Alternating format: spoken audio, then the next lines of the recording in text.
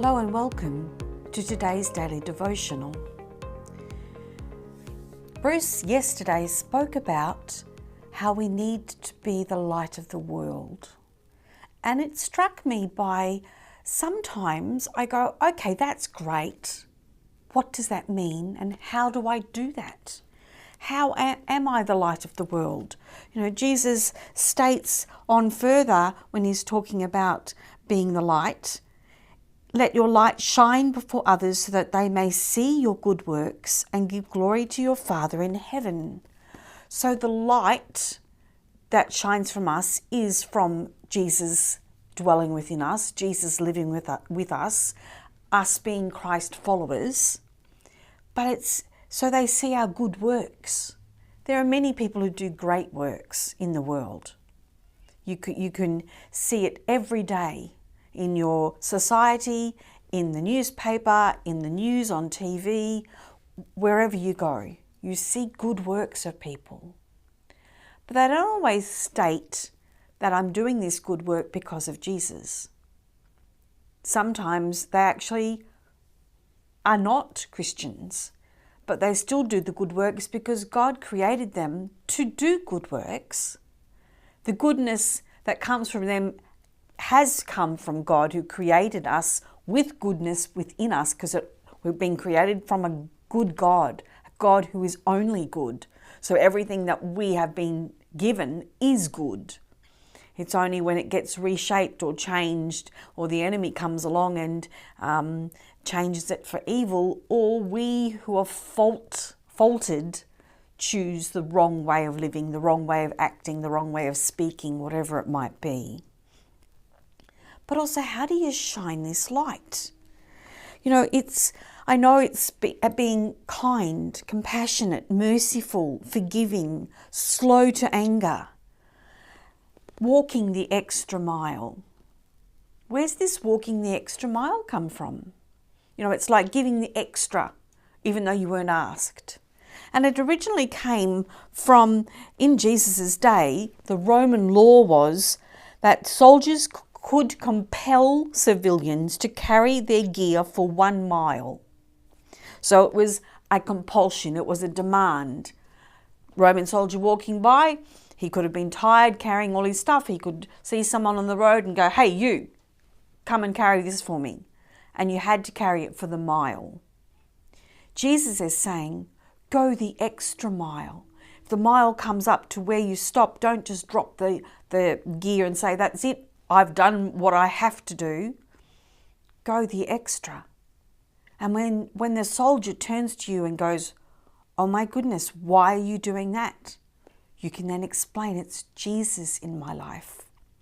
Why are you kind? Why are you peaceful? I have had many people who've turned to me over the years and said, you've got 5 children, especially when they were all little, and you know they're very demanding, but you're such you know, you're so at peace, and you share with them in a peaceful, loving manner. And I said, oh well, you know, I'm still human. It still bugs me. I still get tired. I still get annoyed. I still get frustrated.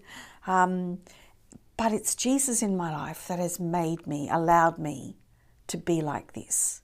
He's given me a gift of motherhood, a gift of looking after children, but on top of that, it's Jesus in my life. So it's doing the extra.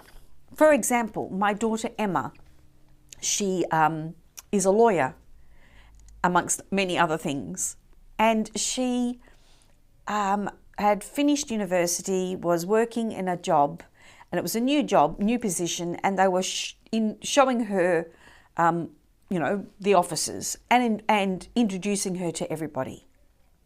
But they walked past, whoever was introducing her, walked past one office where there was a gentleman sitting in there, didn't stop, didn't introduce Emma, and just continued on her way.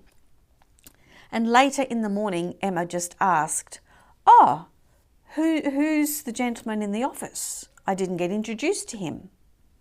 And the person replied, we don't talk to him because he's not nice, or whatever happened, that they just don't talk. And it's not them, it's the whole staff don't talk to him. Emma thought this was a bit strange. Anyway, the next morning, or in the next few weeks, when she came to work, she arrived quite early. She wanted to get there early. She wanted to be, reading up about things before the work started. And she noticed this gentleman was in the office early.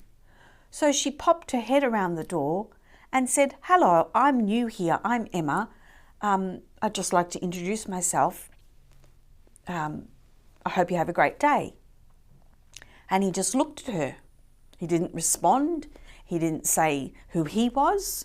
So she just smiled and went back to her desk. Within a few minutes, this gentleman had come and stood near her desk and said, "Did you just say hello to me?" And Emma goes, "Yes." He said, "I'm just stunned. No one says hello to me." Now, Emma was stunned. She didn't ask the reason why, but she asked him his name.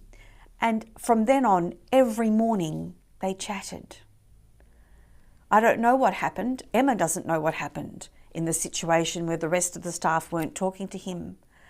But because of her love, her generosity, her wanting just to be gracious to whoever was there, he every morning came and spoke to her and said, "Good morning, Emma." Could you do something like that in a situation where people don't speak to some people? Maybe the person is rude. Maybe they're not nice. But even Jesus in chapter 5 in Matthew, he's talking to the crowd, to everyone, to us, the Beatitudes, how to be. But then he goes on about the salt and light. And he goes on and shares about concerning anger, adultery, divorce, oaths, retaliation, enemies, love your enemies. If you read all of it, it's a way of life. It's a way of living. It's a way of acting. It's a way of speaking. Salt. Jesus uses the example of, be the salt of the earth. Salt preserves, but salt also enhances taste. So can we not preserve the morals of life as best as we can in whatever influence we can?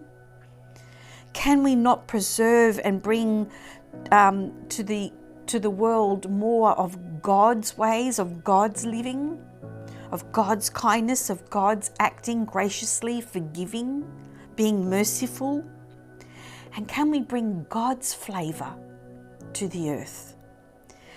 Can we enhance where we are, how we live, where we speak, in our families, in our workplaces, in the marketplace, at the shops, wherever we are? Can we not bring and change the atmosphere? Salt changes or enhances the taste of things. Can we not do that? It's achievable. And it might take a while, and maybe you won't see results straight away.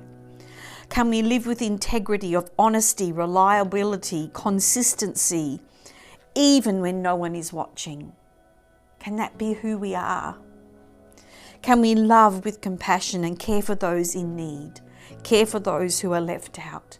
Care for those who even aren't nice? Can we share hope and faith? Can we suggest sometimes, "I'll pray for you," when we hear of someone in need? I've done it many times, and only once did the person reject my prayers. But 2 days later, they came back to me and said, "I'm sorry, I wasn't coping with the news that I had. Yes, I would love your prayers." Now, I didn't force them. I just said, "I will pray for you."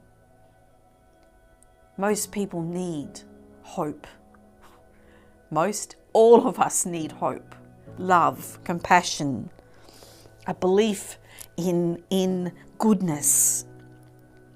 Can we share encouraging words? Can we work with excellence but share and tell others how wonderful they've done?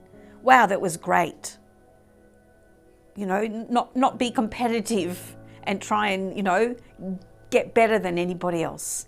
Can we love and still be excellent in ourselves, but encourage and not act maybe how others act, not speak like others speak, not behind people's backs. You are who you say you are, who you are, in the light or in the dark, in out there or even when you're hidden. Can you be joyful and grateful? And when others ask, why are you so joyful? You can say why. You are so grateful when things happen. Can you share this gratefulness with others by being generous, being extra generous, going the extra mile? Jesus tells us this, teaches us this, shares with us how to live. So if you want to read chapter 5 in Matthew's Gospel, it's amazing. And it's a lot to digest all at once. But just read it slowly and see what the Spirit's telling you, how you are to act, how we need to change. Not just you, me too. Always. The Lord whispers in my heart all the time, Rosemary, why did you say that? That was a bit harsh. Don't talk or think like that. Don't act like that. Be like me. Generous and kind, full of compassion and mercy. And then the world will see the good works that we do and will ask the question, why do you do that? Not because I want to stand up just to avenge whatever's, wrong. Yes, I do. But because the love of Jesus, who draws me to himself, draws this love out of me for others, for mankind. And that's why I need to look after those who are downtrodden, who are, treated terribly. Why I stand up for justice. Not for justice sake, but for their sake and for the love that they need to know about God, Jesus our Saviour, because we all need the Saviour. Have a blessed day, and I'm sure you'll see Bruce tomorrow.